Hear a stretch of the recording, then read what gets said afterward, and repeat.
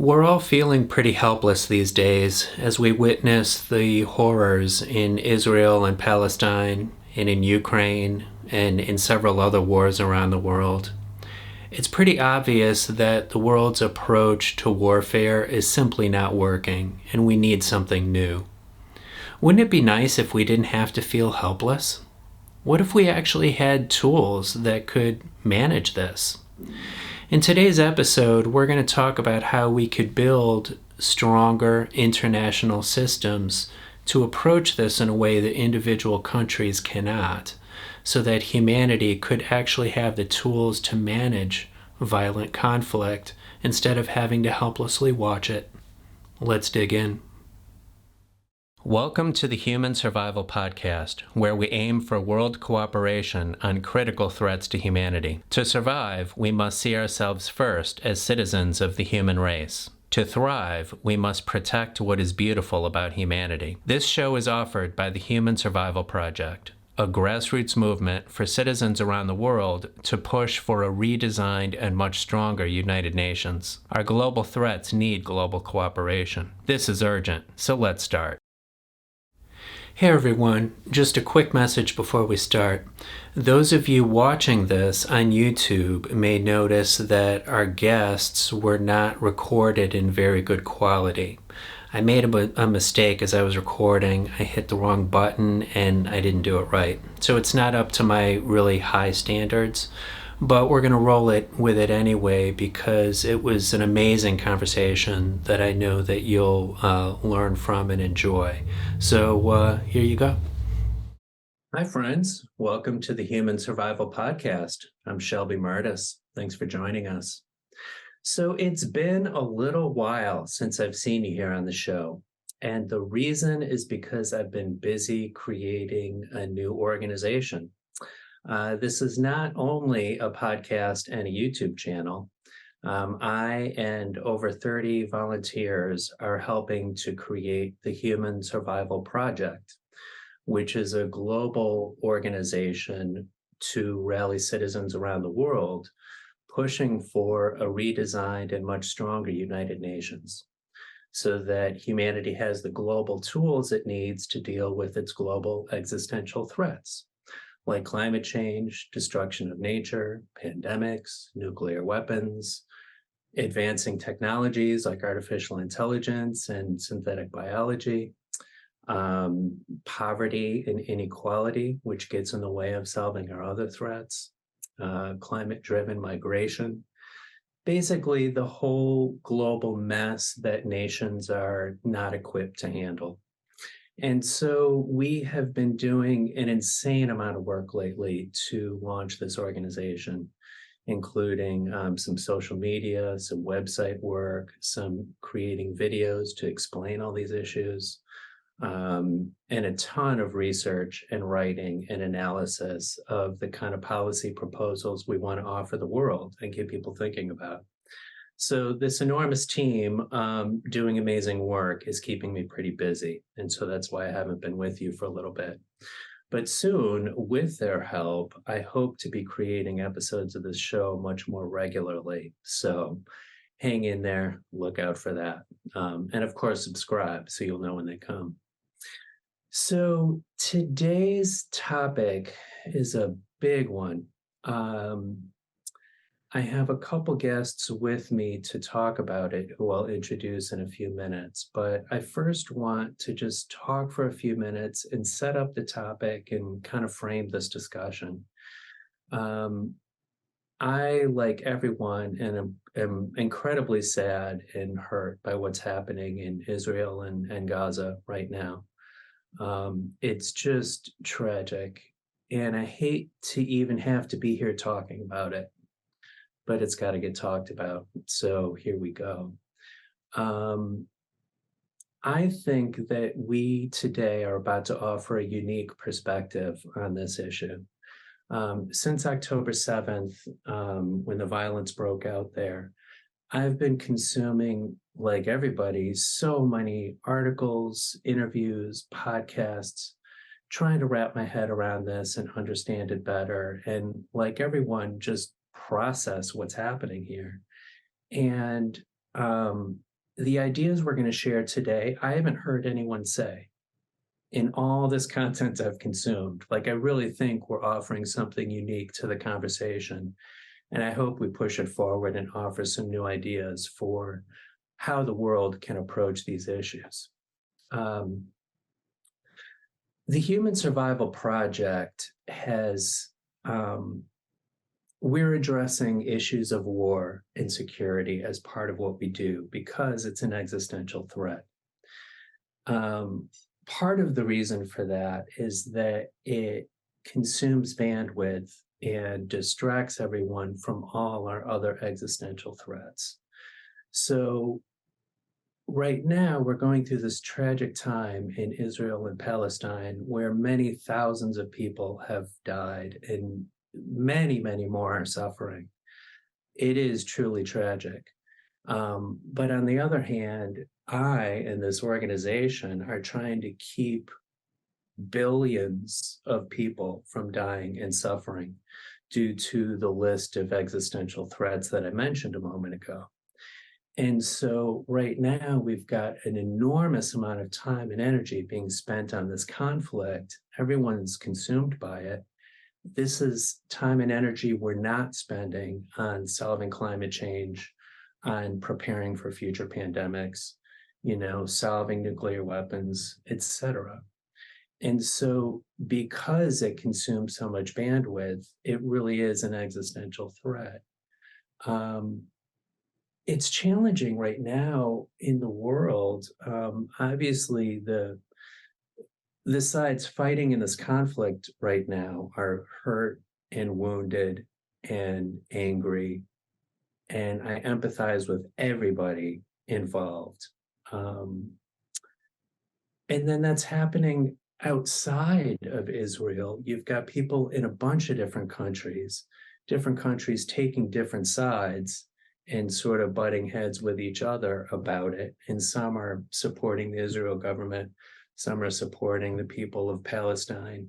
And they're just like butting heads. And the conflict is all over the world now, at least in a conversational sense. And even citizens within individual countries are fighting with each other. What I want to do with this conversation today is try to step out of all that. I don't want to just pick a side and beat on the other side.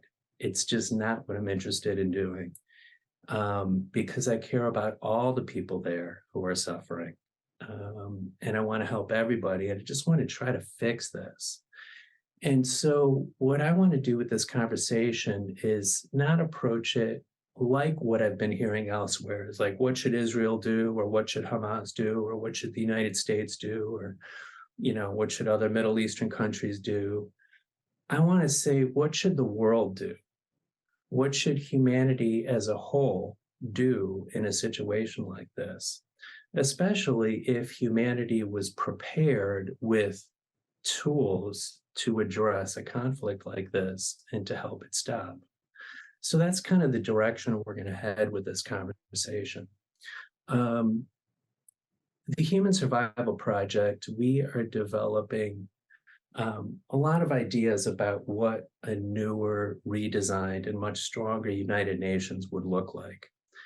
And there are many reasons for doing this, like all the existential threats I mentioned. We just need better ways to manage the world in a way that countries cannot. But war is one of the existential threats that we face, not only because it distracts us from everything else, but we've got nuclear weapons in play, which could annihilate everybody and is still an enormous risk that hasn't been solved. But then we've got technology increasing over the years. So all our other tools of war are so much more powerful than they used to be. So we saw how brutal World War II was. It really set humanity back, generations, and killed so many people and caused so much suffering and displacement. It was brutal. But that technology would be primitive compared to today in terms of the tools of war. So if superpowers really unleash their militaries on each other now, it would put humanity into a primitive state, and we would lose all the progress that we've made over the last several decades. And so that's what we're trying to avoid. And so that's why a redesigned United Nations with better tools could help us manage this instead of the dynamics we see today of arms races and countries trying to deter each other by having stronger militaries. It just leads to arms races that are incredibly dangerous. And so a UN could help us step out of that dynamic. So the kinds of tools we're considering are not only useful for Israel in this current conflict, if they existed, but also could help humanity through this destructive risk that we're in right now. So basically, we're in progress right now. I'm going to offer you a few ideas that we're thinking about, but I don't want you to see these as, the Human Survival Project's definitive policy proposals and stances. These are things that we're in the middle of researching and thinking about right now. And so in this conversation, we're going to just invite you into our process of thinking about it, basically. So here's some of the key elements of it, and I won't cover it all, and we won't even get to all of it today in our conversation, but let me just preview some of the things we're thinking about. So a much stronger United Nations would be redesigned so that it really represents humanity as a whole. So currently, it is very dominated by 5 countries who are on the permanent members of the Security Council, and each of them have a veto. So this is the US, China, Russia, the UK, and France. If one of those countries doesn't like something, they can stop it and it doesn't happen.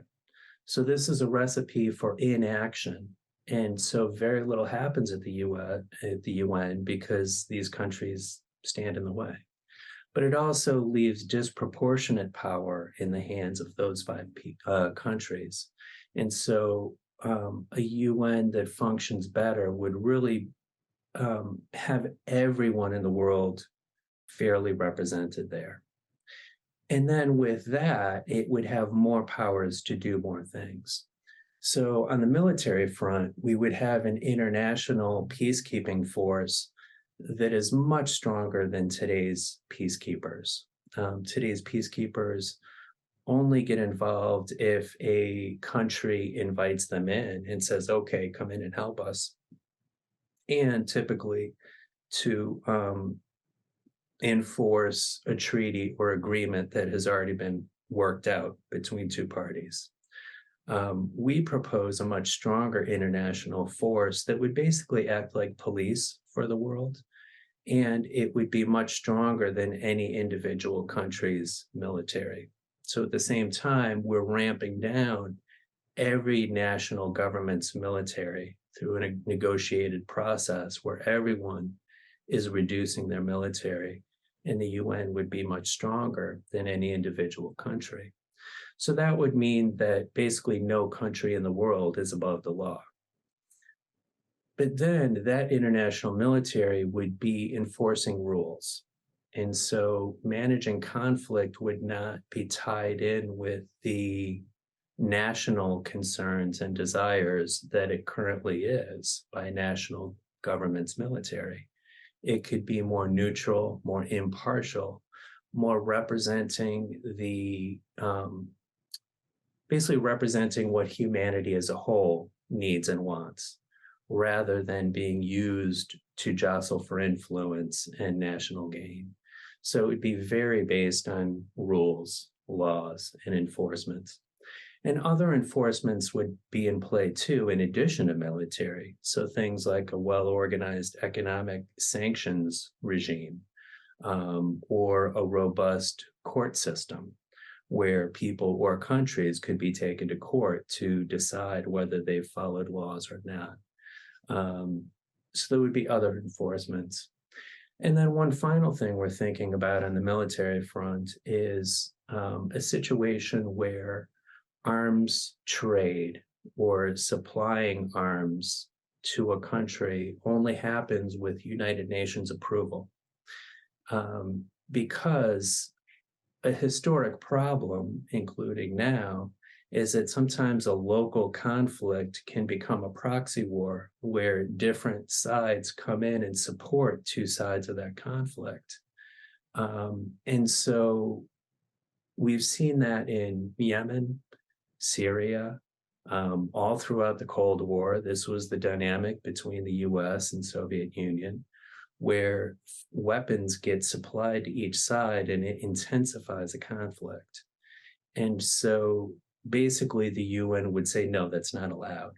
And if someone needs to get supplied with weapons, it would be because humanity as a whole has decided that they need that help, you know? So anyway, these are the tools we're thinking about. And what I want to do with today's conversations with our very smart guests is basically think about these tools and say, okay, if we had these tools in place right now, could we handle the Israeli-Palestine conflict differently? Now, I will acknowledge that none of these UN tools, like we're not going to fix the UN in time to fix Israel right now. Like that's not what we're after. We're using this conflict as an example of what's going wrong in the world and how the world is unprepared to manage conflict. And so through this lens of the Israeli conflict, we can say, okay, what kind of a world do we need? And how can we be better prepared for future situations that come up? And you know, maybe a stronger UN will help with Israel because it's been a mess for many years and it might be a mess for many more. So anyway, that's what we're going to take a look at. So now let me introduce our two really smart guests who I love. Both of these guys are involved with the Human Survival Project right now. They're part of this crew of so many people who is researching and analyzing and writing about the various policy proposals that we want to offer. Ben Gavin, he recently got his master's degree in international development from the University of Denver.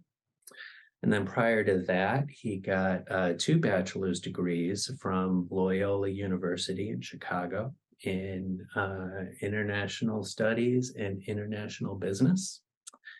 And he has also spent significant time studying and working in Japan, Kenya, Tunisia, Vietnam, Cambodia, maybe other places I've missed. He's been around. He now lives in Tennessee in the United States. Ben Gavin, welcome. Thank you for having me, Shelby, in that great introduction, although I definitely don't deserve it. Thank you. Happy to be here.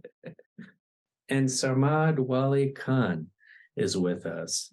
He earned his bachelor's degree in political science in 2020 from Government College University in Lahore, Pakistan. Since then, he's worked as a university lecturer and curriculum developer in political science, gender studies, Pakistan studies, history, interdisciplinary studies. I think some more things I might have missed. He's a really well-rounded guy. He's also worked as a researcher and writer with the Borgen Project, which is an advocacy organization that addresses global poverty and inequality. Sarmad, thanks for joining us. Thank you for having me. Total delight to be here. Great. And I'll mention that both Ben and Sarmad are applying to graduate schools right now to continue their studies. And I encourage any school that they apply to take these guys. They're really, really smart, hard workers. So I hope an amazing school will be smart enough to accept them soon. So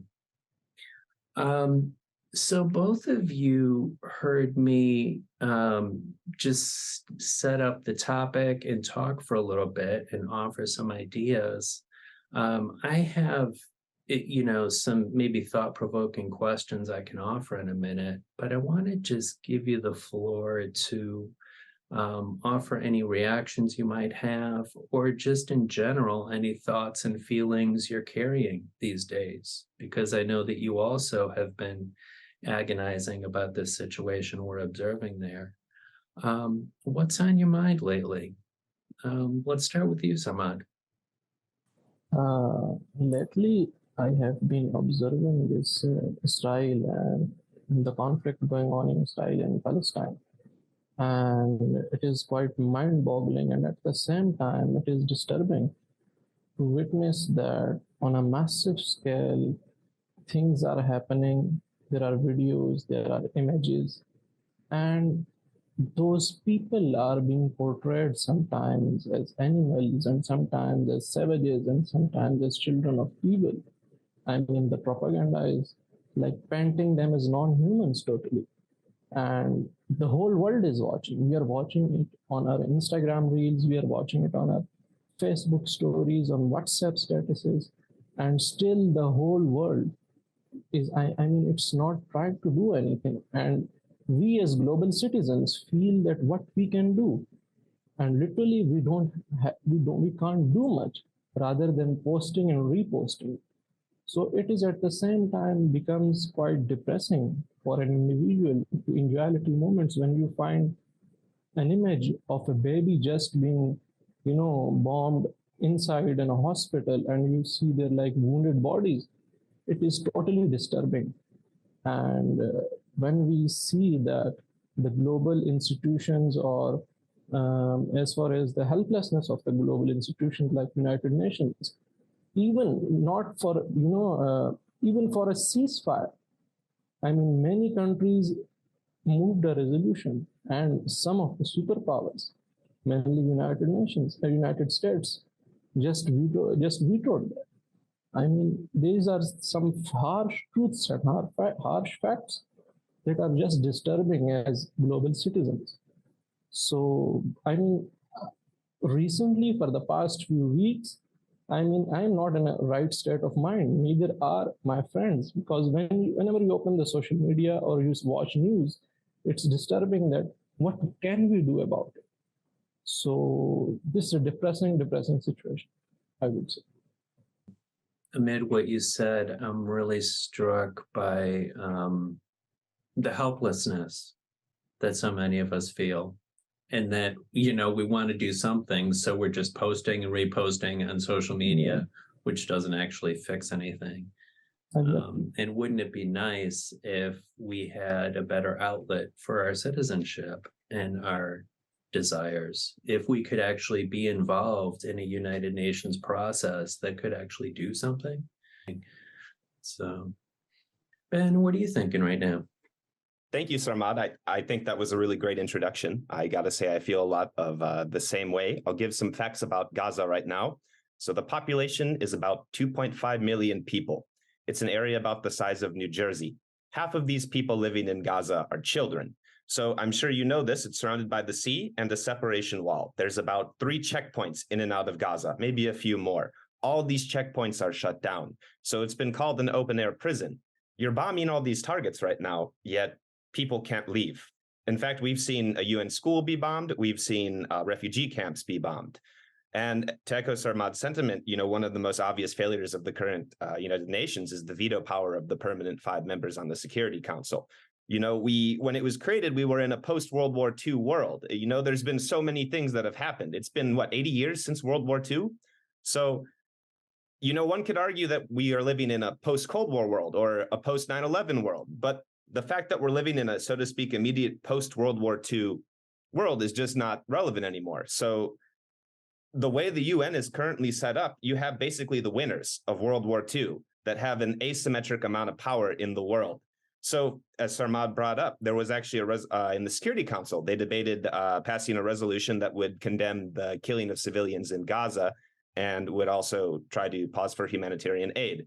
Every single country either voted for that or to abstain, except for the United States. Since the United States vetoed it, we couldn't have that happen from the Security Council. And mind you, the Security Council are the people with the authority to distribute peacekeeping forces, not saying that peacekeeping forces being deployed to Israel or Gaza was anything that was ever on the table. However, it's hard to make progress when one country can just have that much power. That is just not a popular opinion in the whole world.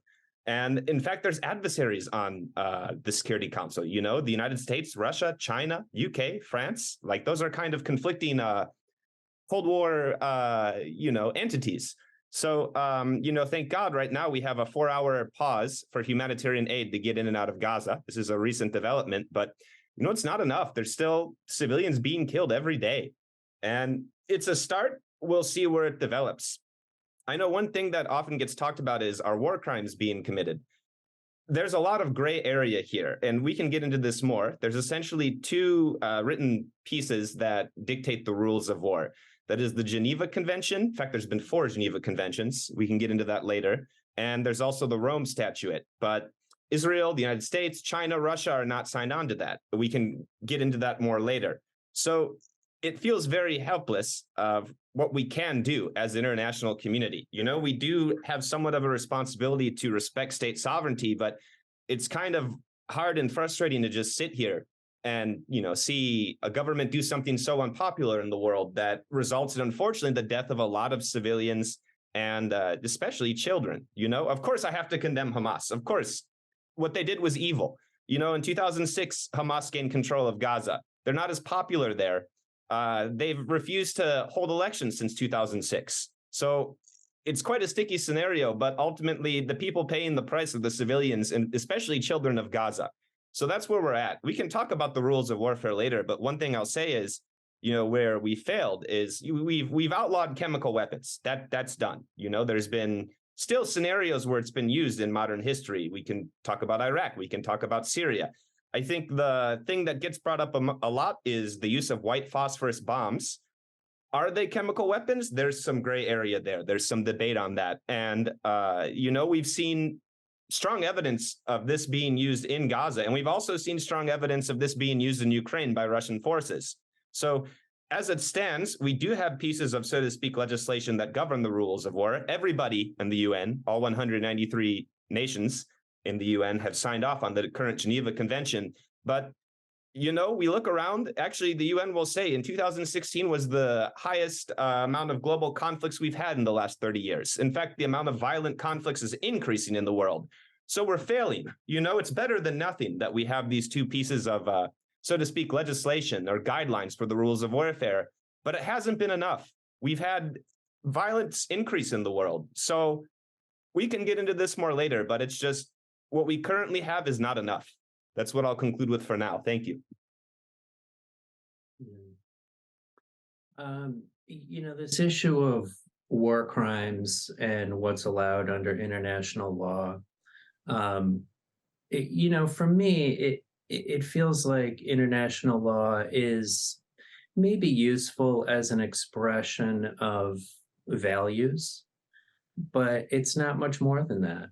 It's just words, because there's no enforcement mechanisms in place to make it matter. And so countries ignore these things all the time.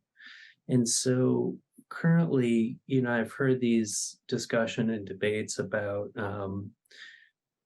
what people should be allowed to do or not allowed to do. And, especially around Israel choking off food and water and supplies and fuel to the people of Palestine. But nobody's able to stop it, in various conflicts. Sometimes it'll be allowed, but, and other times people will be seen as war criminals for doing it. And it just depends on who's in power at the moment or who's able to influence the situation or who's supporting who.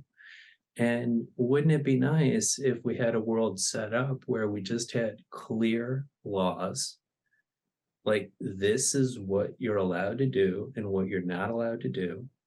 And if you break the law, there's going to be consequences, whether that's economic or trade or military, or you're going to get put in jail, or, whatever those consequences need to be.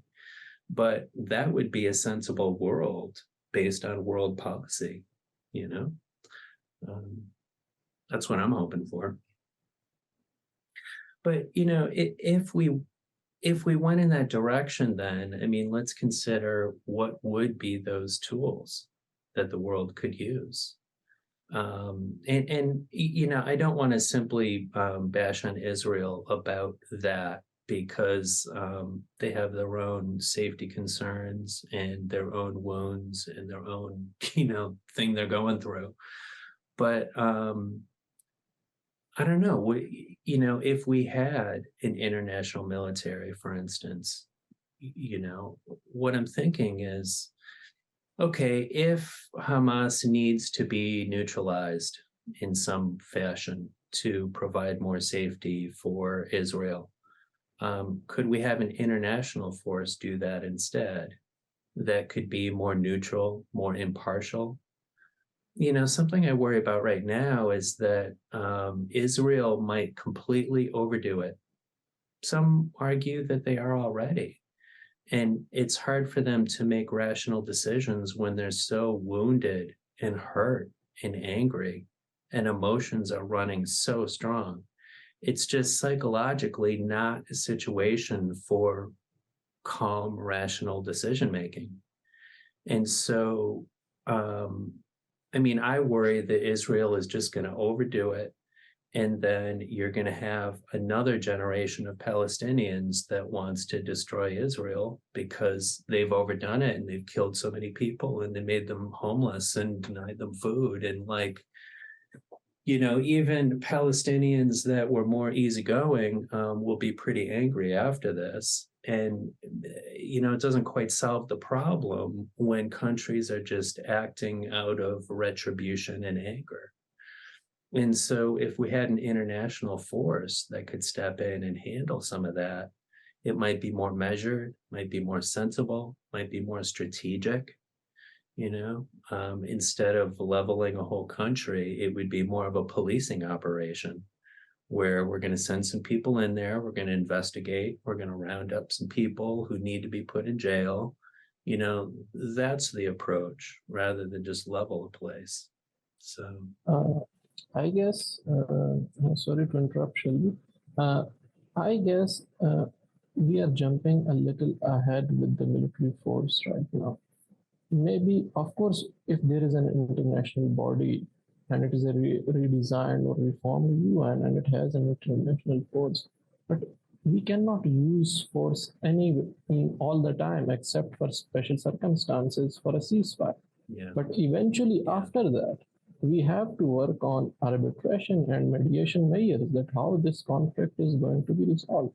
And for that, we have to go back to the root cause of the problem, which is the Palestinian and Jewish question. And according to that problem, we have to tailor a solution which can provide safety to both Jews and Palestinian people. Whether that is a two-state solution, one-state solution, no matter how it is, but they have to negotiate that out. And for that, it cannot be negotiated in a way that one side is totally bombing or occupying or colonizing the land, and the other side is having mere stones. Stone has a history in Palestinian resistance because they don't have anything to fight. When it comes to normal public, they use stones at the tanks. So unless that conflict is resolved and both communities are able to, somewhat recognize each other and their presence, it cannot be a long-term solution to put a military force over there. Because of course, for a moment, it will be fine. But eventually, you have to sort it out. Otherwise, the conflict will go on and on, like it's been 70 years. And it repeats itself again and again. So this is something that should be considered. Definitely. The analogy I have been thinking about is, it's like Israel and Palestine have been in a dysfunctional relationship. These two peoples are in relationship. They interact with each other. They share a space. And for me, it feels almost like a married couple that really needs to divorce. It's like, I don't want to go too deep into my personal life, but I went through a divorce many years ago. And me and my ex-wife were caught in cycles of anger, and we were upset with each other, and each had grievances, and we were just like fighting and arguing and too angry to think straight, and we couldn't get out of it ourselves. And so we had a negotiated process with some lawyers and a court who could help us, like, okay, you're going to do this, you're going to do this, you're going to look out for the kids. It's like we needed help to figure ourselves out, and that's how I think a UN with some powers and abilities could do that, and could just go in and say, hey, you guys are not getting along. You've been fighting for years. It has to stop. And somehow help them negotiate something, but then have the UN to enforce that. Like, okay, we've decided you're going to do this and you're going to do this, but somebody has to make sure you actually do that. Make sure you honor your agreement.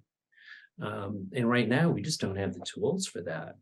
If I may interject, I think that's a good segue in that there are actually two courts, so to speak, that do have some degree of arbitration, if you will. So there's the ICC and the ICJ. So the ICC is the International Criminal Court, and the ICJ is the International Court of Justice. So the ICC is actually not part of the UN. It's separate. It was established in 2002 by the Rome Statute, and that goes after prosecuting war criminals. The ICJ sounds a bit more like what you're describing. So this is actually part of the United Nations. It doesn't prosecute individual people the same way that the ICC does. What it does do is it provides arbitration between countries, but it's just not been strong enough. It's not been effective. In fact, the case of the separation wall in Gaza has been brought to the ICJ, and pretty much all we got is, that's a problem, huh? Without like any sort of tangible solution. Like, we brought this to this court. You can bring things to the court can make a decision, but as it stands, how do you necessarily go about enforcing that? And then when, say, Israel has the backing of the United States, a P5 member on the Security Council, there's really nothing you can do. And we can look at the war in Ukraine, where war crimes are most likely being committed as well.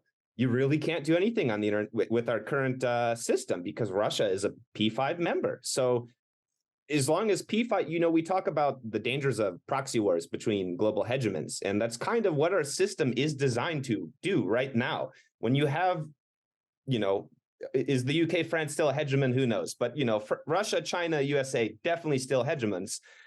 When you have such big powers on the P5, that kind of just gives them unlimited power. They can do whatever they want with no consequences. I mean, sure, individual states can put sanctions on people like we've seen in Russia, but as far as the UN, like not really much has tangibly been done. And there's been cases of failures with peacekeeping that we can get into more later.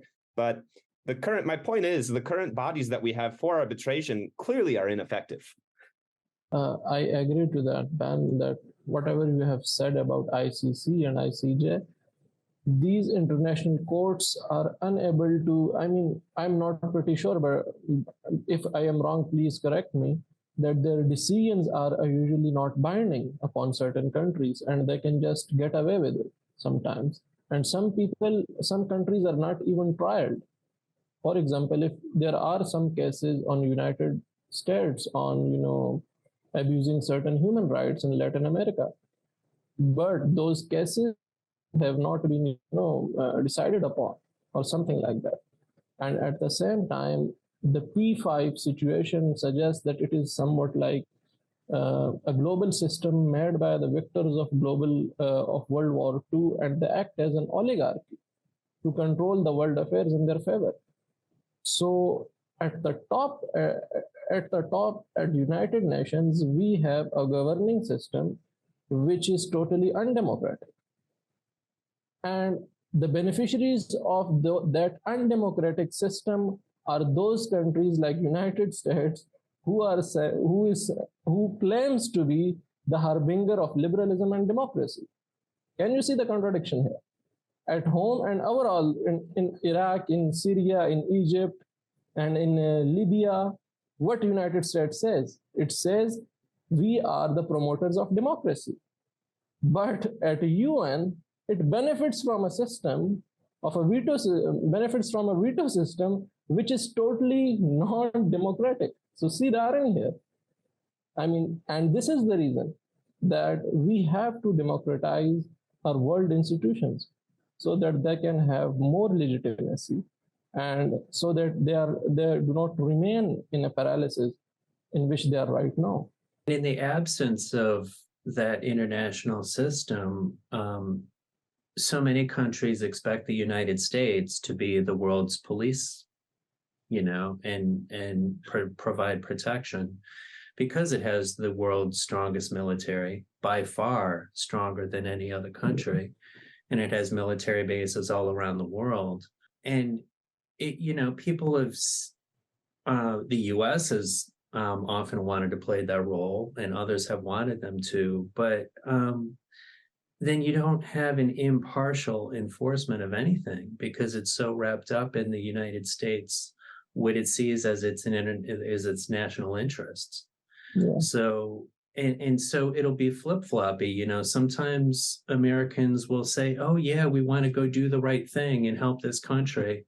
And then other times it'll be like, hey, we don't want to do anything. We don't want to get involved. It's too expensive and we don't want to lose troops. And you can't really rely on the US because it's wrapped up in its own interests. That's why we cannot rely on any single country in this regard when it comes to world affairs. And we need a body or a structure which is democratic enough to aggregate the voices of all different countries and global citizens so that it can work in a way, it can take decisions in a way that are beneficial to the most of the people of the globe. Some people might think that, gosh, why would the US want to give up its power in this way? And might be skeptical, but there are a lot of Americans who are frustrated at how much money and troops we're spending all the time.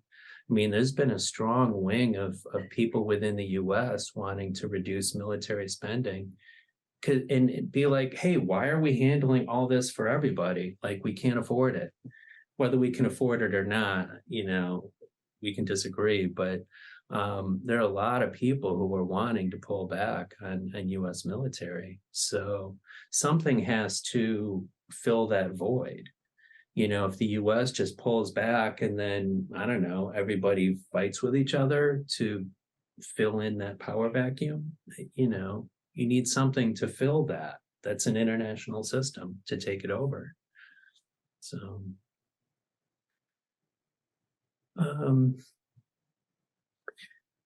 something else I'm thinking about that I mentioned earlier on is systems that can keep local wars from becoming big proxy wars. And, we've seen this so many times in history and even recently. And I'm really worried about that taking place in the current Israel conflict. So you've got right now Israel being supported by the United States and being given weapons and supplies. You've got Hamas and Hezbollah being supported by Iran and other Middle Eastern countries. And at least verbally, they've been supported in public by Russia and China in the war of words, so to speak. And so this could intensify into a big regional conflict. It could even be World War III if people were not careful. And so what if we had a system in the world where nobody gets to send weapons in there to either side, and at some point someone will run out of weapons and it'll be over. Like, and that would at least keep it contained instead of letting it go into this big explosive mess that damages the world. But to enforce such a thing, you would need some pretty organized economic sanctions. You would need some international military who could like stop those boats from bringing weapons in, or stop those planes from bringing weapons in, or stop, check the train as it's coming in and inspect it. You need staff and armed people to do that. But an international military would not only be about sort of going in and neutralizing by violence, it would be enforcing a setup like that, in terms of inspections and that kind of a thing. Do you guys have any thoughts on that, or how that might play out if we had that? Yeah, sure. I can talk about that a bit if that's all right with you. So I'll just talk. We already have a bit of a precedent with UN peacekeeping forces. So there's so much criticism one can give with these peacekeeping forces. So there's three principles for engagement, or there's three principles, I guess, that allow for UN peacekeeping operations. One is you need consent of the parties. So you need the UN and the host nation to consent to it. You need impartiality, and UN peacekeeping forces are not allowed to use any force except in matters of self-defense and defense of the mandate. So the Security Council has to give them permission to actually attack. And there's been a lot of historical failures here. So I think there's two big examples that stand out to me. One is, when Yugoslavia was disbanding in the 90s, there were terrible war atrocities committed on all sides. And it eventually became about sort of wars between ethnicities. So there's a great documentary on BBC made. It's on YouTube. It's called The Death of Yugoslavia. It's 4 hours long, but there's a scene in there in Srebrenica, I believe is how you pronounce it, where ethnic Serbs in Bosnia are shelling an ethnically Bosnian town. And in this, and there's a hotel in this town that is being shelled where there are UN peacekeeping forces stationed, and they can't do anything. So literally, you had the citizens of this town basically entrapped UN peacekeeping forces in this hotel and just beg them and almost coerce them to protect them. So the commanding officer of the UN had to come out and say against what the Security Council gave them permission to do. All right, fine, we will protect you, which is going against orders. He can be court-martialed for that, so to speak. So clearly, it's not enough. And then another failure that also stands out to me is the Rwandan genocide. In 100 days in Rwanda, 800,000 people got killed. In 2 weeks, 400,000 people died. Well, there was a huge UN presence there, and their orders were to evacuate foreign nationals. Imagine you're a Rwandan citizen and you're seeing these UN convoys leave your country, but you look on this and you only see white people going out. How would that make you feel? What would that make you think that the UN is doing? It would make you probably think, oh, they only care about the protection of, white Westerners. Clearly, they failed. As far as prosecuting the criminals of these war crimes, there actually was two separate tribunals, one for the Rwandan genocide, one for the war crimes committed in Yugoslavia. There's been some justice given, especially in the Yugoslavia one. A lot of those warlords have been brought to justice. I know Karadzic and can't remember the Croatian guy's name, but maybe you've seen the video of him drinking poison as his conviction was upheld. So another criticism of UN peacekeeping forces, and we see this in Africa all the time, is there's so much incidences. I don't know so much, but there's enough incidences of sexual violence and thievery amongst citizens of the host nation. So as it stands, peacekeeping forces essentially can't do very much. We do have a quote unquote international army, but the rules of engagement are very strict. They kind of just are not necessarily protecting people in host nations. And if anything, I think if you're someone in Rwanda who saw that, or if you're someone in these former Yugoslavia states that were getting shelled as the peacekeeping forces just kind of watched and did nothing, how does that make you feel? It would make me personally probably feel a lot of resentment for an organization that claims to be here, quote unquote, keeping the peace. It's in the name. So I think with the hard sell is funding and giving up some of your sovereignty. Like, you can make an argument, oh, I'm being occupied by this international force. But, in cases of war crimes, which are, outlined by the Rome Statute and Geneva Convention, I guess if you're not a signatory on the Rome Statute, you can say, oh, we don't agree with that definition. But the challenge here is to make the argument that these people should be here in your country. And oftentimes, if there is, say, a dictator who gets power or someone who's abusing their role, like Idi Amin in Uganda, for example, he would probably never allow UN peacekeeping forces in there. But at some point, you just kind of have to say as an international community that this is unacceptable.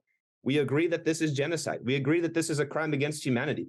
This is unacceptable. I don't care if you don't want us here. You kind of have to go in and do something, or else we'll keep having things that we see in Gaza right now. You'll have another Rwanda. You'll see what happened in Rwanda. As it stands, the conditions, I think maybe in Gaza, we're seeing this too, the conditions to repeat the sheer loss of life that happened in Rwanda and in Yugoslavia and is happening in Gaza, they still exist. There's no way that we can sort of push back against this. So with a stronger UN, with a stronger tangible military force that can go in there and do anything, with better leadership, better rules of engagement, I think that's something that would definitely prevent a huge loss of life, like in Gaza. So I see a lot of benefits to it personally.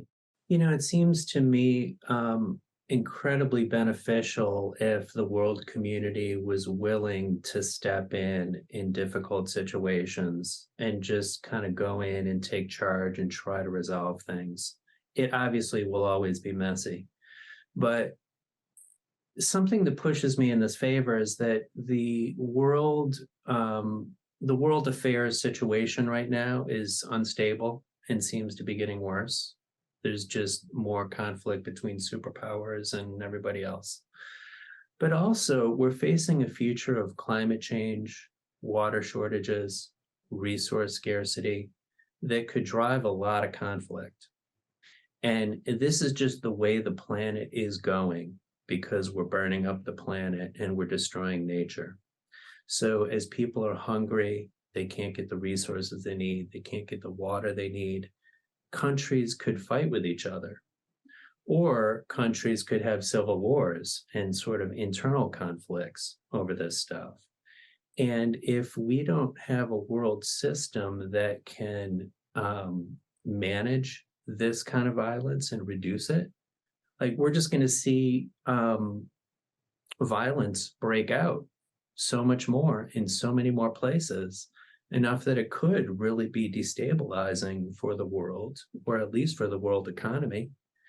And we just have to figure this out. I mean, and we have to be willing to go into a messy situation and try to fix it, instead of just being like, oh, I don't know, we can't do anything. Like, it just won't work anymore. I guess, considering the problem of the climate, there is something that reminds me specifically of olive trees, which are basically indigenous to Palestine, and olive oil is also very famous because of that.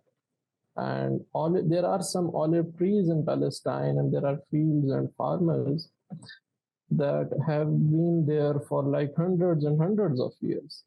And through those olive trees, they run their economy, their households depend on them.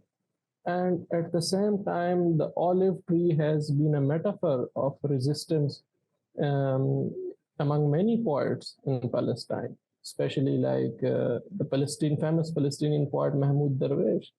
He wrote a lot about olive trees.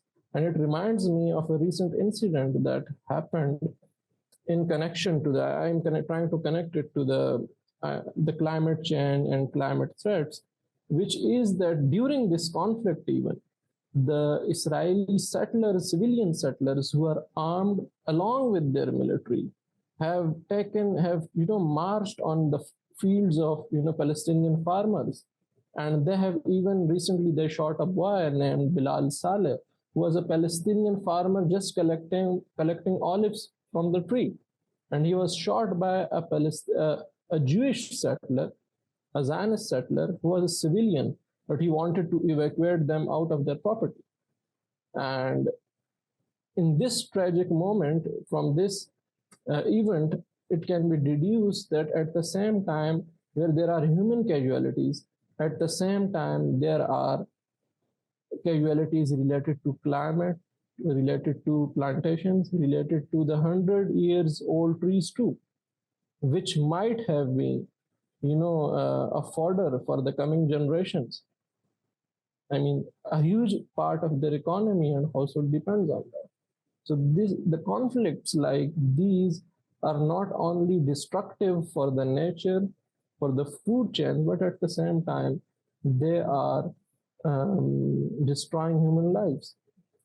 So we have to make sure that wars are not only problematic in terms of on humanitarian levels, but at the same time, the whole military industrial complex, which supplies all those arms and all those machine guns and all those bombs and produces them.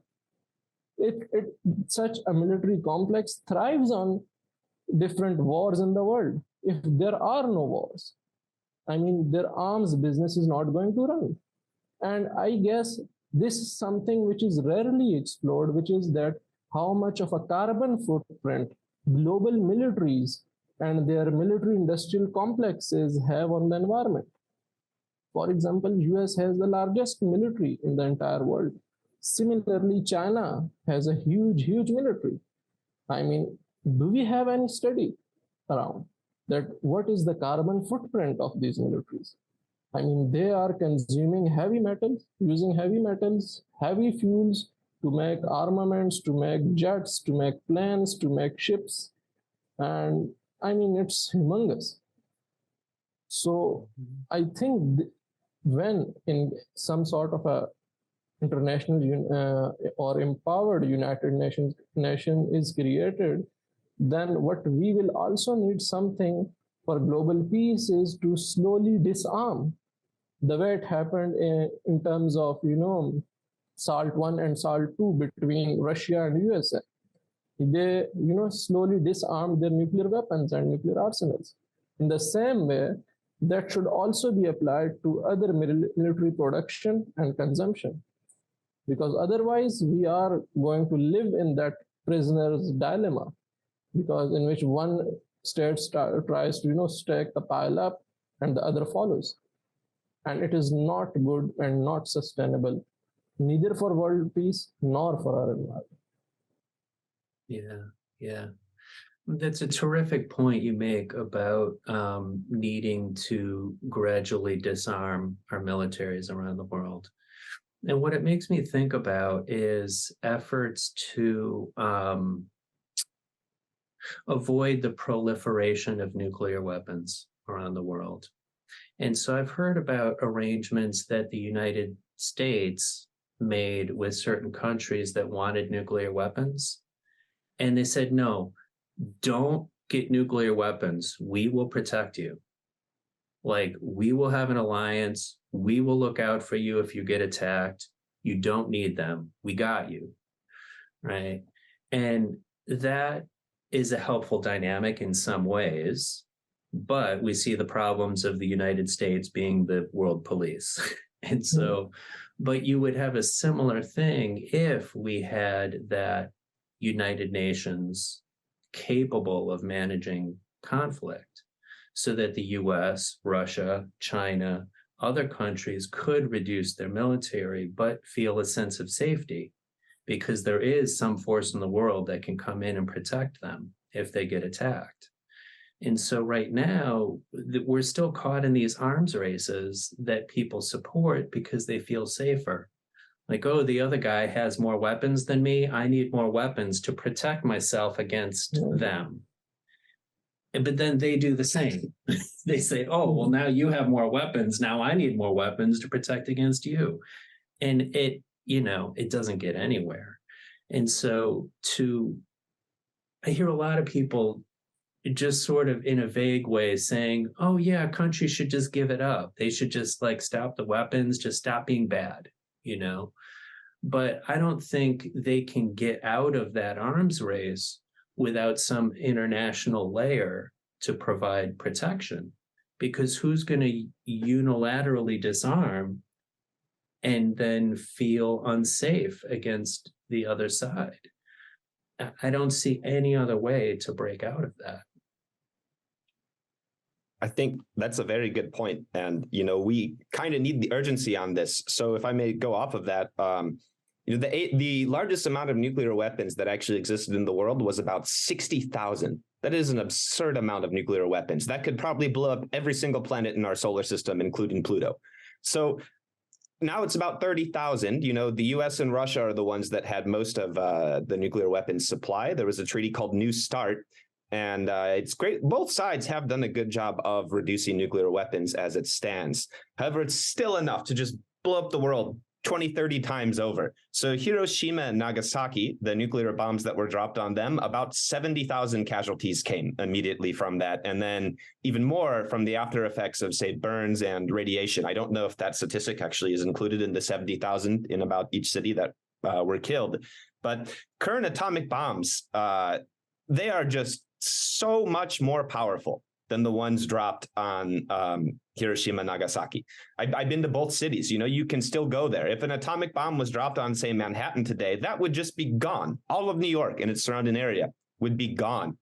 And where there's area of concern right now, after Russia's invasion of Ukraine, Russia currently has the largest stockpile of nuclear weapons in the world, including tactical nuclear weapons, although they're not the only country with tactical nuclear weapons. But they just pulled out of the comprehensive nuclear test ban. So we have had a ban on testing nuclear weapons in the world. There's also been nuclear weapons tested in the atmosphere. There's been nuclear weapons tested underground. There's been nuclear weapons tested in the sea. And there's been huge effects. And in fact, there's even been civilian casualties and ramifications that have come from the testing of nuclear weapons. Since, North Korea has nuclear capabilities now. So a rogue state like North Korea having nuclear weapons and just what's being done. There's so many sanctions on them already, but that hasn't been enough. They were still able to achieve it. Israel has nuclear weapons too. I don't think they would use it in Gaza because that would affect their own sovereign territory. But as it stands, I want to reiterate that global conflicts are increasing and the world is becoming more violent. With the existence of such destructive weapons, I truly believe, I don't think we're there yet, but the risk of one of these nuclear weapons going off, it's not negligible. Like, it's increasing. So we really need now some kind of body that can actually tangibly do something about this. And it's going to take the whole world's effort to actually do something tangible. As it stands, the Security Council are the people that can do something tangible with peacekeeping forces.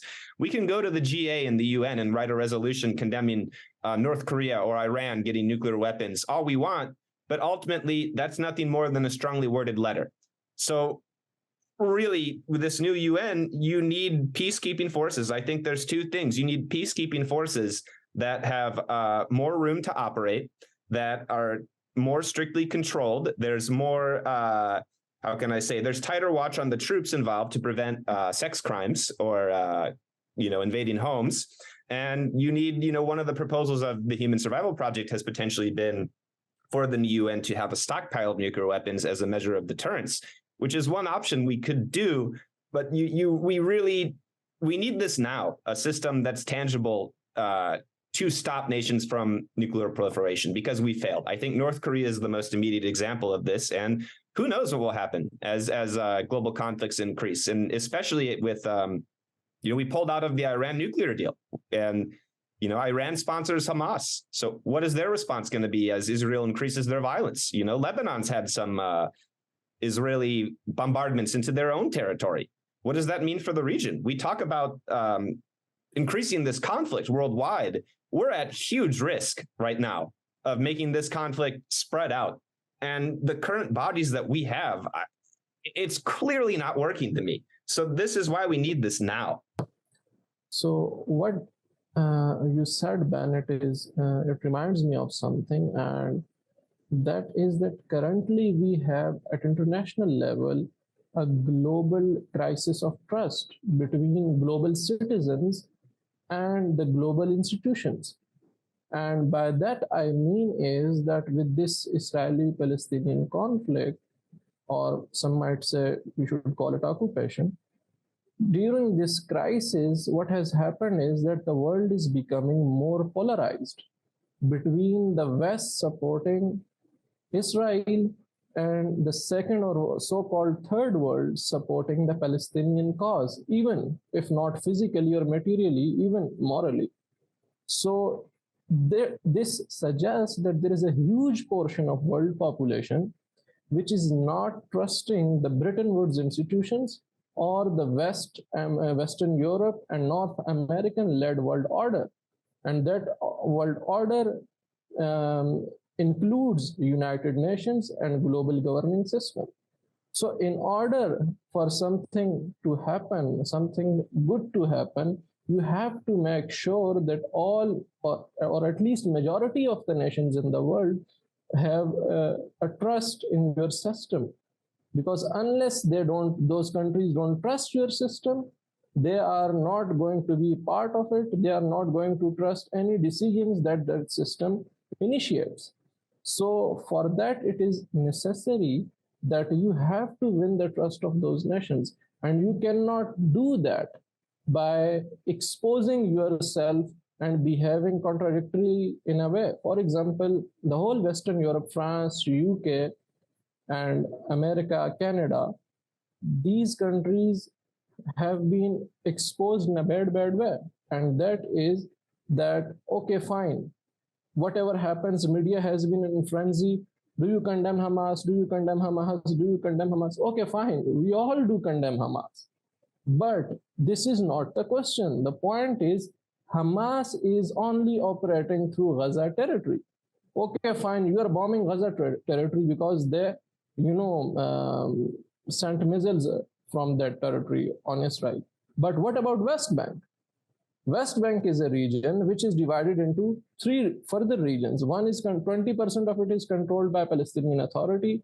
Other 20% is controlled by Palestinian Authority and Israel mutually, and remaining 60% of it is controlled by Israeli government.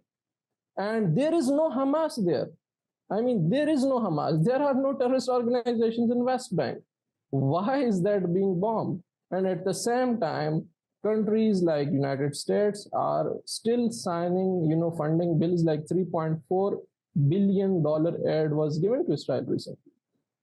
I mean, all this is happening. And then you are expecting from the third world or the least developed or the Muslim world that you don't trust our global system.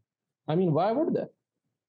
I mean, it reinforces the idea of that you are a difference, that there is a Christian, white man, Western Europe, American-led civilization, and then there is a rest of the world. And they are operating against it. So rather than bridging that gap, what these political actions does is that they reinforce and further polarize the world into different blocks, which means that any further order led by the democratic ideals of liberalism, of human rights, or of United Nations will be severely doubted by the third world, not just in economic terms. I mean, first it was used to be like there is a global system, it operates in an extractive, new imperial, new colonial way, which is problematic for the third world. But now it has intensified further into something very contradictory in terms of moral values. So that's why it is very necessary and it is essential that somehow you have to win the public trust or trust of the third world so that they can, consider that, okay, fine, UN is a global body, we want to reform it, it has to become more inclusive.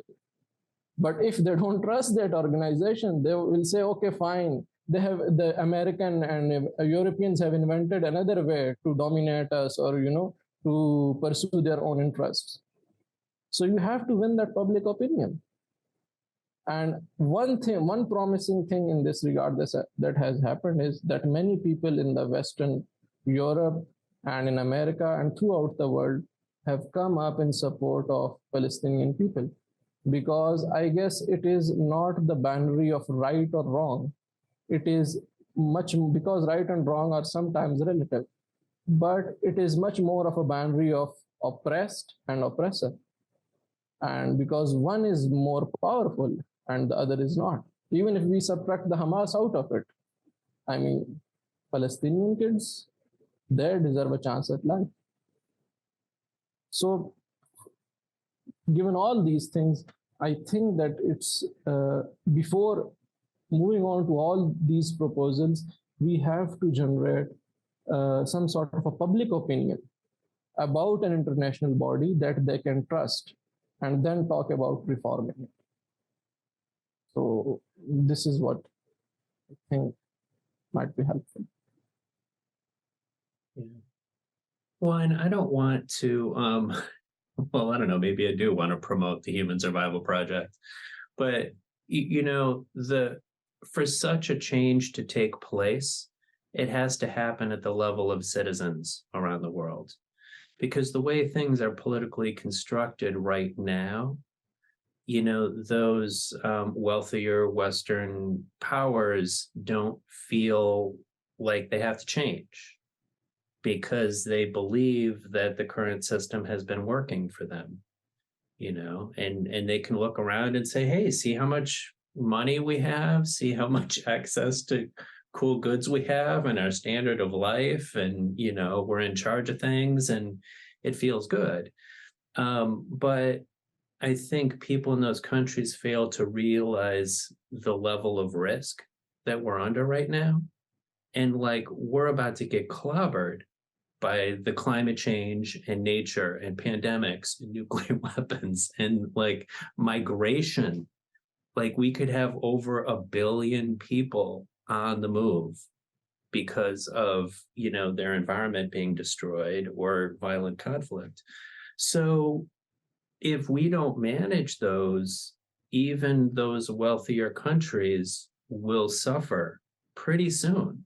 These are not faraway problems. This is coming really soon to a neighborhood near you. So I think if we can help people understand that dynamic, they'll be like, oh, okay, I guess this won't work much longer. And I guess we do need to change. And it happens really from citizens talking to citizens around the world. We can't just sit around and expect our political leaders to just do it. We have to have the right conversations to support them in doing the right thing. Yeah. And to go off both of your points, I think, Sarmad, especially, you make a great point about what is the goal here of, a West versus the global South kind of dynamic we're having in terms of bipolarity. I think something that's very interesting within our own country, the United States, is that the younger generation you go, actually the support for Palestine becomes greater. So, from a constructivist perspective, it will be interesting to see what will support for Israel look like in the United States in 20, 30, 40 years. There's clear signs that especially Gen Z, it's almost it might even be the majority, barely, are pro-Palestine on this issue.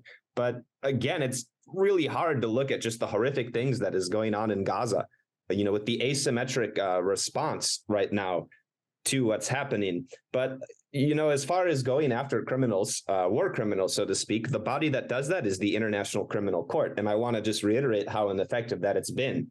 So as it stands, there are 31 cases that have been brought to the International Criminal Court. Every single one of them is African. There's war crimes going on all over the world, yet why are only Africans the ones that have been brought to this court? There's been, I believe, 5 prosecutions that have happened, of course, on Africans, but there are currently 40 arrest warrants released in the world. 2 notable people who have arrest warrants right now. One is Vladimir Putin in Russia, and the other is, I believe her name is Maria Lvova-Belova. I swear that's her real name. So as outlined by the Rome Statute, there's 60 countries that have signed on to this. The forceful removal of children in a war zone to your territory is a war crime. Russia is doing that right now. And Maria Lvova-Belova, she's the person responsible for doing this. But can you imagine the ICC actually trying to arrest Vladimir Putin? If he steps foot in America and he's arrested, what would happen? So only 60 countries are members of the ICC, and the ICC can only operate in countries. They only have jurisdiction in countries that have signed off onto the ICC.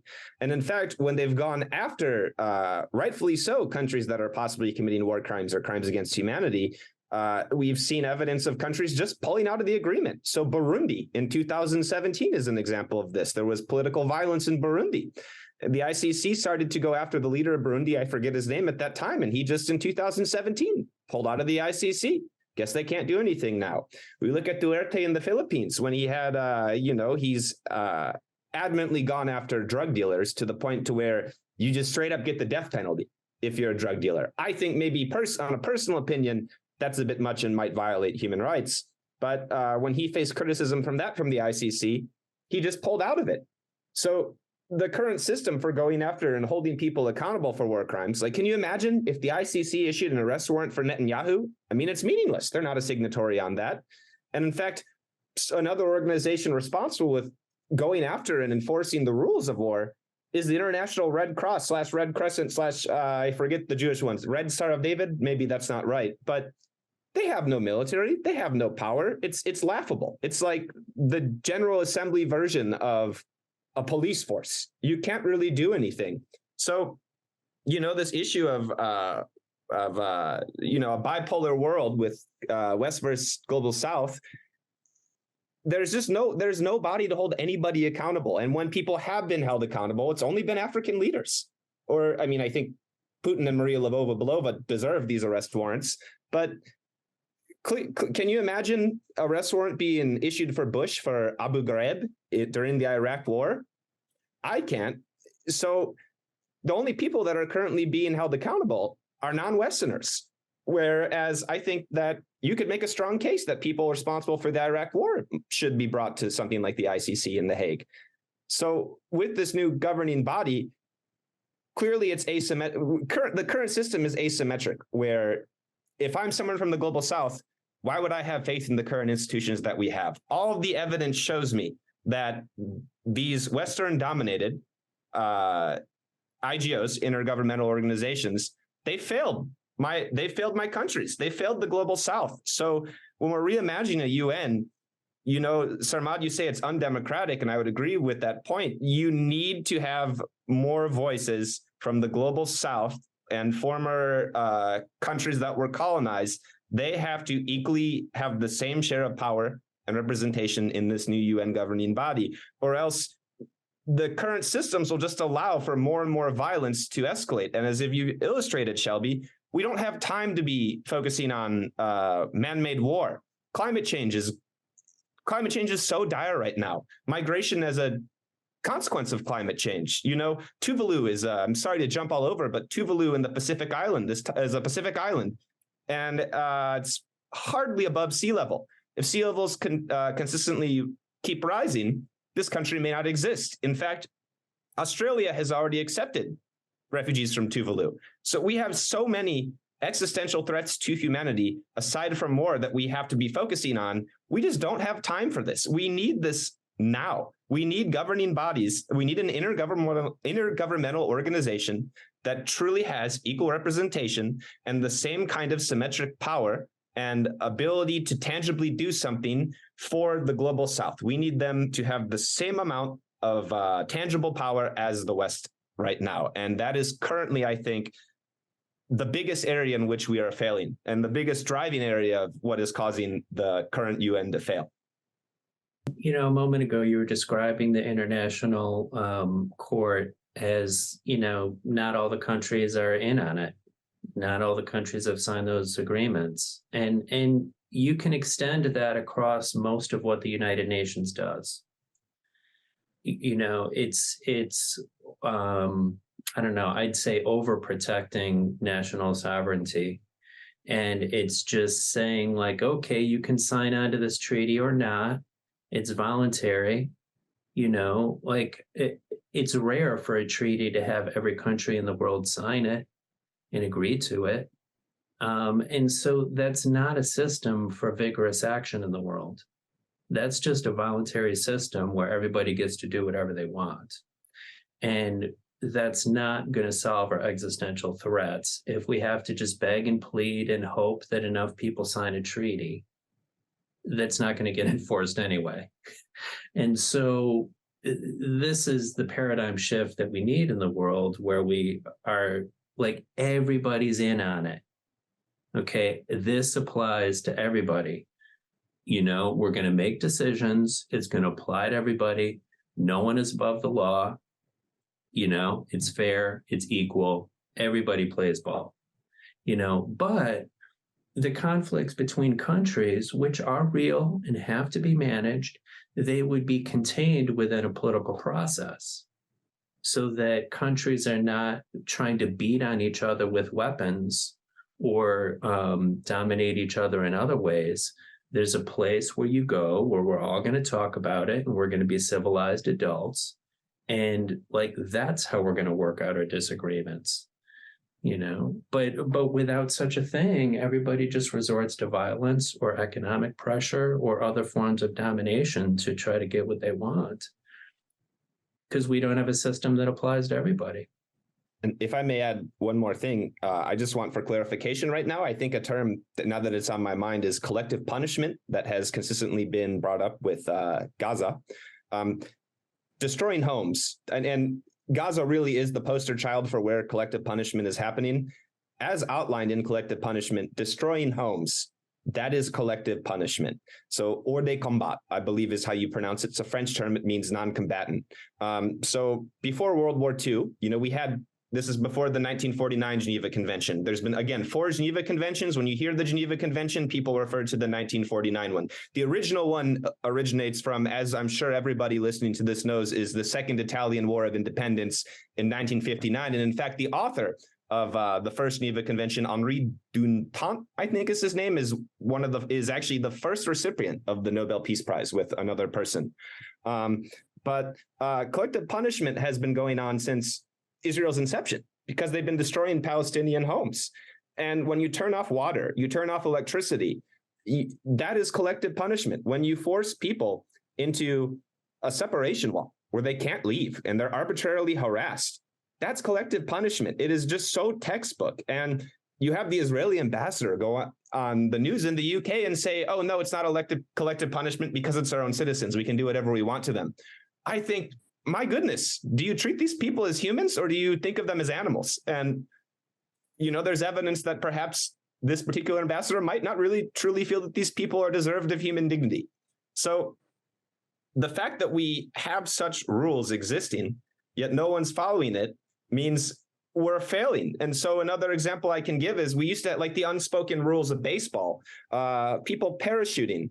In World War II, there's no rule that says you can't shoot people parachuting, but it was kind of a gentleman's agreement, like the unspoken rules of baseball, that you don't shoot at people who are parachuting because they're hors de combat. And so, in World War II, people followed those rules. Now that's an official rule. It is a war crime to shoot at people who are parachuting. But, I think the fact that, my goodness, in World War II, people had, at that point, amongst combatants, the dignity not to shoot at people parachuting. And now here in Gaza, people are trying to justify this kind of collective punishment so blatantly, and there's no ramifications. I mean, my goodness, how would you feel if you're a Palestinian or a member of the Arab world? You would just consistently feel that the West has an asymmetric power balance. All of our intergovernmental organizations favor the West, and you'd feel helpless. So then this is truly an existential threat. If this continues, the risk of the wider conflict or more terrorism, I think, is not negligible. I think it's incredibly tangible, because, unfortunately, as humans, I think sometimes we have too much of a desire for eye for an eye. So if your end game, if you're Israel in this, is, so to speak, make sure Hamas never does this again and create peace, I don't think you're doing a very good job of creating peace. You're only doing a very good job of creating hostilities that will forever last in the next generation. What will that mean for the next generations coming, not only in Israel, but in the Arab and Muslim world in general? Because I'm sure maybe Sarmad can speak more on this, but I'm sure a lot of the perspective right now is, oh, this is someone who I have a lot in common with, where the West is just allowing these people to be massacred under collective punishment. Even though we have a rule book, the rules aren't being enforced. So what do you do? I would like to add on this. In Muslim world, basically when it comes to ISIS or extremist or terrorist organizations, which brand Islam as their identity, they have a very hard stance when it comes to West, and they're always skeptical of it, right? And at the same time, when things like that happen, when like children are bombed and no one is saying anything about it and everyone is trying to justify it, what they come up with, and they say, see, we told you West is like this. We told you West is our enemy. We told you they don't care about any human rights or anything else. So what happens is that they garner more support. And another point that I want to make is that as far as the bro code or the rules of war are concerned, as far as Hamas is concerned, they took some hostages, no matter how bad they are. They took some hostages, they released some of them, and there are interviews available that those hostages were not harmed. I mean, if someone is sticking to some sort of rules, it is not Israeli army. It is rather the other side.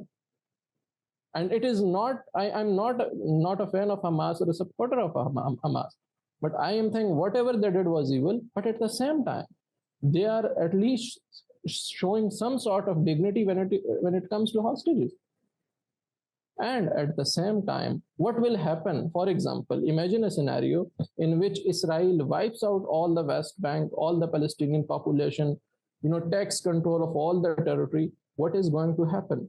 The consequences are that if I am a Palestinian living in West Bank, all my family members, 4 to 5 of my family members are bombed, and I am only orphan left, what I will do? I would very much like to avenge the death of my relatives and my loved ones. And what is the way to do that? I will try to find an enemy of my enemy, and that might be in the shape of Hamas or some other organization. We have to tackle this element. The more you are going to bomb civilians, the more supporters Hamas is going to get in coming years. It's like a father having like 20 to 30 children who can just die in peace. Hamas is like feeling like that right now, because all those orphans, all those little kids, they are not going to come out of it, so smoothly and loving Israel. And the third thing is that what this on the global level, there are going to be two consequences. The one thing is that there will be a growing anti-Semitism. Even if Israel wins, still people are going to feel bad about the Jewish population and the Jews of Israel all around the world, that what they did was a genocide. And there will be a growing anti-Semitism. And the other thing which will increase throughout the West, that is going to be Islamophobia. Because more and more Muslim populations will be suspected, and the Western population will become skeptical of it. And along with that, there might be a new wave of terrorism in making, because a lot of disgruntled, or disparate terrorist groups might capitalize on this tragedy to garner support from different, sections of the population. For example, we are sitting here in Pakistan right now. I am sitting in an urban center. Someone might be sitting in a very tribal, very rural area. And there might be some groups who might want to say, see, this is what is happening. And that young man is feeling helpless and he wants to do something. So what will happen? I mean, there is a fertile ground on which terrorist organizations can work and recruit. So it is going to be messy.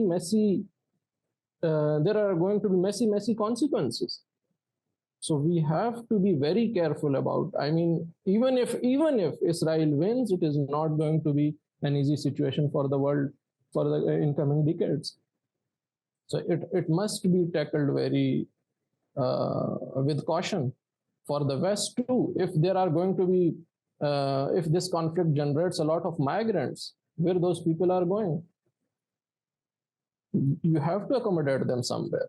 And given the current scenario that Shelby talked about too, that there is a challenge of immigration, in especially in Europe right now, the working population is decreasing and is on decline, and the dependent population is like where the people who are not working or in old age are increasing, and they are asking for youth from the third world to come and work over there and take admissions and study and stuff like that. Eventually, I mean, those people who are coming from all over the world are going to be very entrenched stakeholders in the system, and there will be pressure groups from within, and these things can eventually increase phenomena like populism, Islamophobia, xenophobia, and it is going to be a bad situation. So we have to be very cautious when it comes to tackling the Israeli-Palestinian situation right now. I'm going to ask a question that I don't even know if there's an answer to it. But I'm hearing both of you critical of the Israeli government's actions in Gaza right now and the many people dying and suffering because of it. I completely hear you, and I feel that pain also. I want to just recognize how Israelis are feeling right now, and that they are, I think, feeling wounded and abused, even historically, from so many years of anti-Semitism, the Holocaust, and long before. So that's in there.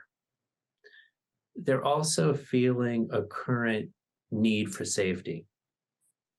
And so I think their fear could be that if they simply stop trying to beat Hamas and they just stop fighting, that they would just be sitting ducks, that they would just be waiting for the bombs to come in, and Hamas and others would just continue throwing bombs into Israel and killing their people. And so I want to just recognize their fear and wonder what might the world do to help them feel safe and secure? What could the world do to help them reorient their relationship with Palestinians? As this is kind of in my mind, I'm thinking about in South Africa when apartheid ended. They had a truth and reconciliation process, which involved lots of deep conversations between people of all sides to not punish each other, but just to talk about it and understand and offer apologies and what if we had a system where everybody could just say sorry for being mean to you for so many years?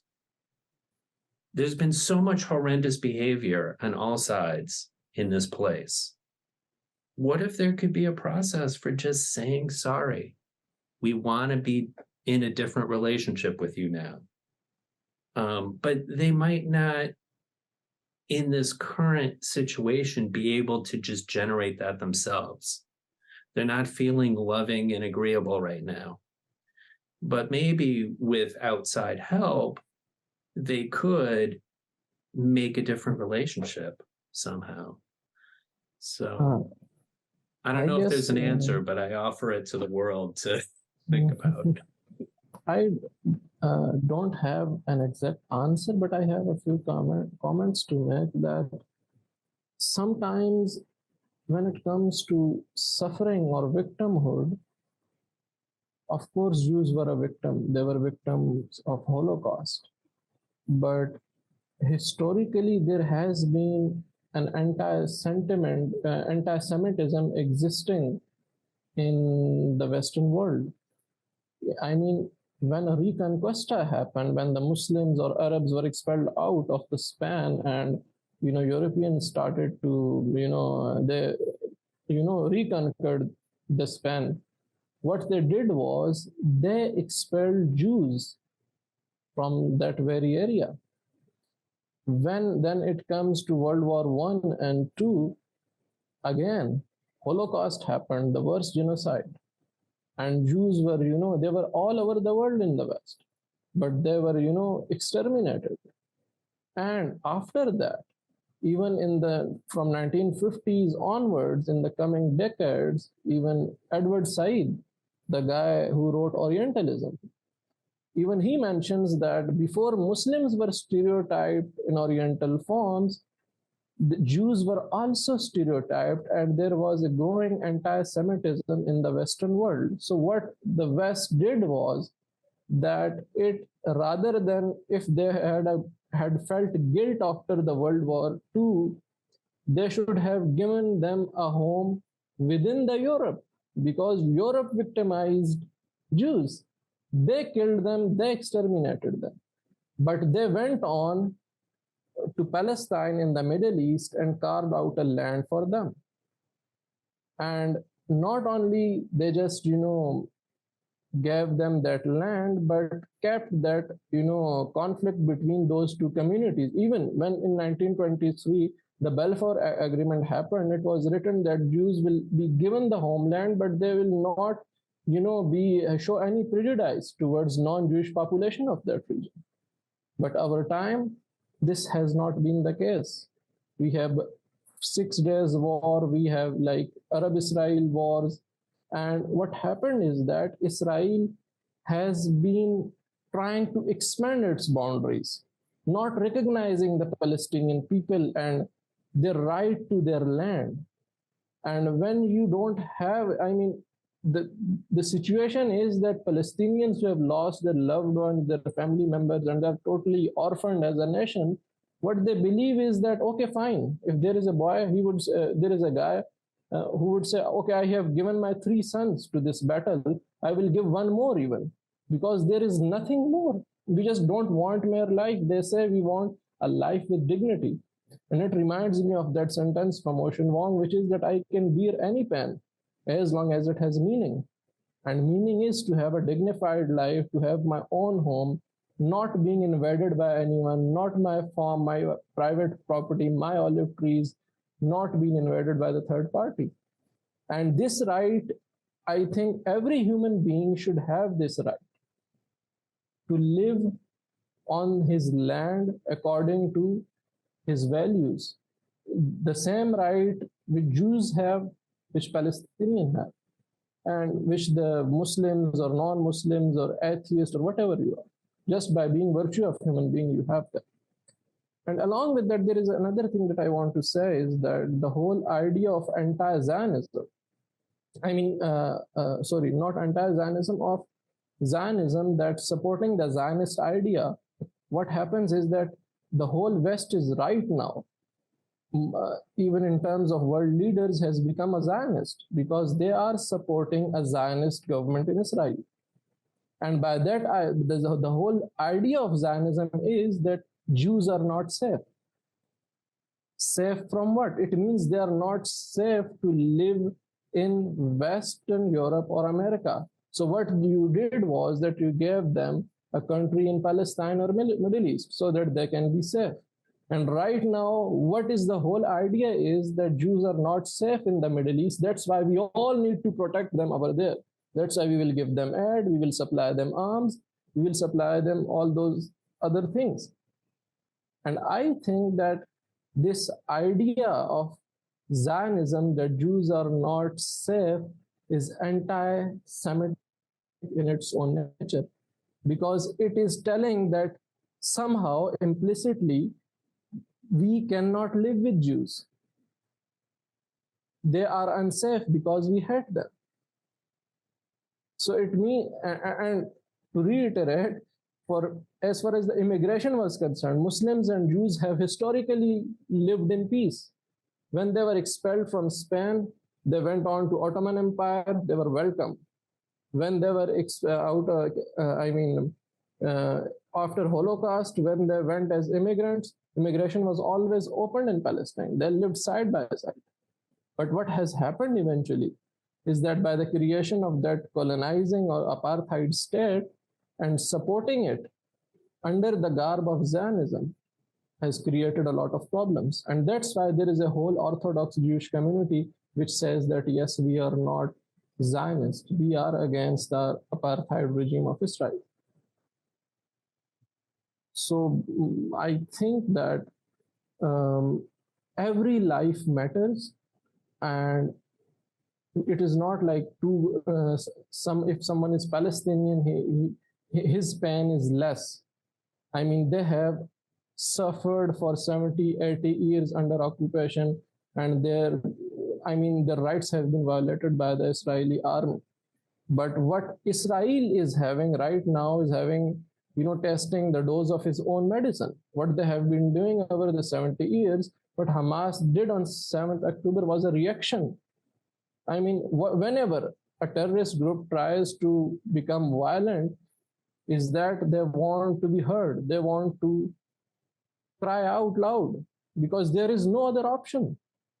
I mean, they were doing nothing up until now. I mean, I guess there were like 7 to 8 years of gap of violence in which Hamas did nothing when it comes to, bombing Israel or something like that. But even in those times, Israel was doing the same thing. So now it's like, again, they are provoked and all withdrawn into.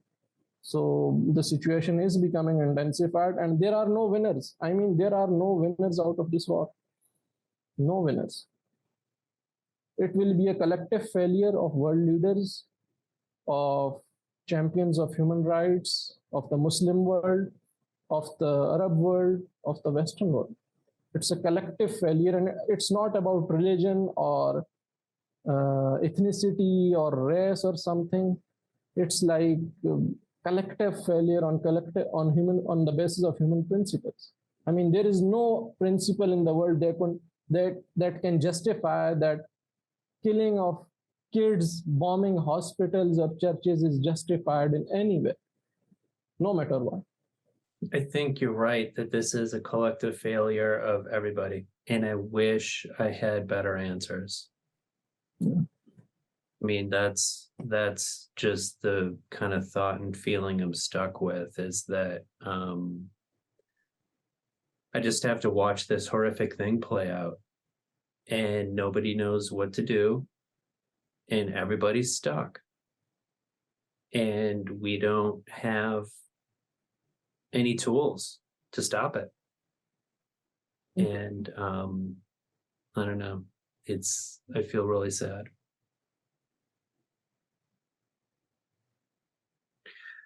Well, so guys, we've been talking for a while,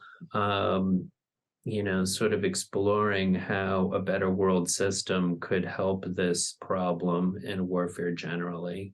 We may want to wrap up soon, but is there anything we missed or anything that you want to put out there that you haven't yet?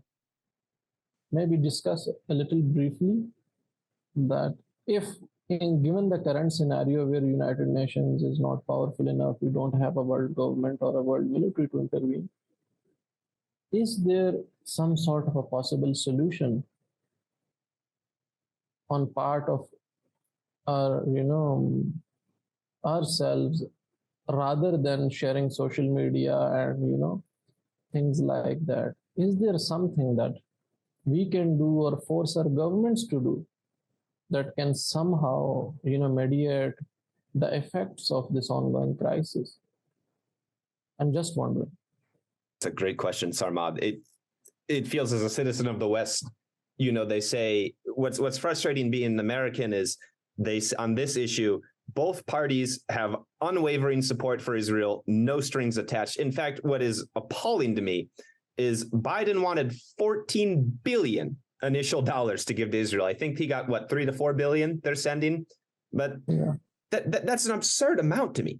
Just, and in fact, in 1954, there was I believe it's called the Lavron Affair, where Israel got Jewish citizens of Egypt to plant a false flag attack in American, British, and Egyptian-owned businesses and cinemas that were to be with bombs that were detonated after closing hours. And it was meant to be a false flag operation to make British troops stay in Egypt and keep sort of an occupation of the Suez Canal.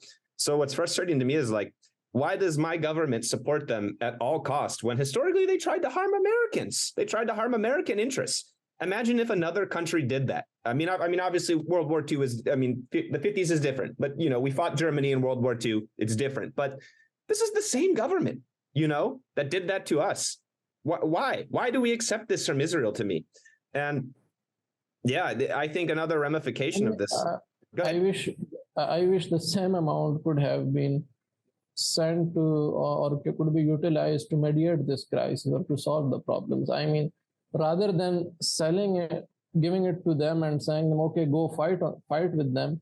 It's like give some amount to one party, give some amount to the other, and tell them to, yes, we are going to give you the money. Just settle it down, calm it down, cease fire, solve this issue. Let's come together, sit somewhere. I mean, in crises like such, what happens I will give an example of the village where a crisis happens, or when a crisis happens in a family, what happens is that the leader of the family or someone who is wise enough or experienced enough or who is elder, he makes all those kids sit together and try to solve it.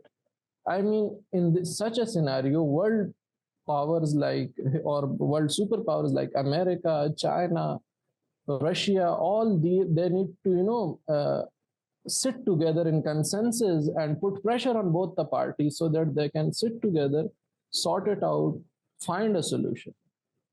I mean, again, what can I say? The veto power, I mean, what happens is that there is no consensus. Someone vetoes, and at the same time, there are double standards when some issue is compared to Ukraine war. When Russia invades, it's like, okay, fine, Russia is the bad guy, but here Israel is doing the same thing. So a Palestinian kid throwing a stone is like terrorist, and someone in force of Zelensky or from Ukraine taking a rifle is a freedom fighter. Again, different narratives, bogged up priorities, and these things are exposing the world order and the global leaders. Excellent point, Sarmad. And, like I said, what is the end game of this? We've talked about, as international community, a two-state solution, a one-state solution. But what does Palestine with no Hamas looks like? Well, it's the West Bank, where you still have a system of apartheid. Israeli soldiers and settlers harass Palestinian citizens every day. They literally kick out Palestinians from their homes, and that same home, a Jewish settler will move in and taunt these Palestinians. It's, I think, a good parallel. It's like to what we did with the Native Americans here in the United States. We broke every single treaty we had with them and kept taking their land. Of course, I condemn Hamas. What they did was evil. But I think the question you have to ask is, how did we get here? You look at our history, and there's so many Native Americans. It reminds me of the Malcolm X. It reminds me of Malcolm X. He once said that you put a knife 3-inch deep in my back, and you pull out one, and you say it's improvement. It's not. Yeah, great point. So I think just ultimately, I think right now people think too short-sighted. What is the ultimate consequence of this in terms of Palestinian statehood? I think, in my personal opinion, I don't want to get too much, that from this conflict, the possibility of a two-state solution, at least with Gaza, I think that will never come to fruition now. What will that mean for the international community in Israel? I think that will just lead to more conflict. Will it lead to more bloodshed at the end of this? I don't know. But will it lead to more hostilities amongst nations? I think unquestionably that this is not good for global peace, period. So, and unfortunately, Palestinians and Palestinian children will continue to suffer. Yeah, and globally for United States, it is not even favorable in economic terms. I mean, you are already involved in Ukraine. Now you are involved in Middle East, and who is which country is having the party time of their life? China. I mean, you are all invested and boggled up in these conflicts, supporting rogue states like Israel. And you're just caught up here. And they are going to, build up things in the Indo-Pacific and stuff like that. And eventually over time, they might overpower you in terms of two ocean navy and armament of the seas. So even from a very selfish point of view, it is not in US interest to being drawn into wars in the Middle East and conflicts in the Eastern Europe and stuff like that. So if there are any rational, sane people who are looking just for specific interest of US foreign policy, even then I think it's time that they should come out of this chauvinism, this some sort of irrational emotional attachment with the idea of Zionism, and they should focus on the future of American people and America as a country so that they can improve their economy or the world influence. Otherwise, if they're, going to spend billions and billions in Ukraine and then Middle East, and they are going to be engaged here for years, then China is going to have a party time and they are going to become the world leaders. So yeah, they should try to think it in these terms. Yeah, I think that's a great point. Thank you, Sarmad. I don't have any additional, concrete policy proposals or anything other than what we've talked about. But I have two thoughts on my mind that are more, I guess, psychological.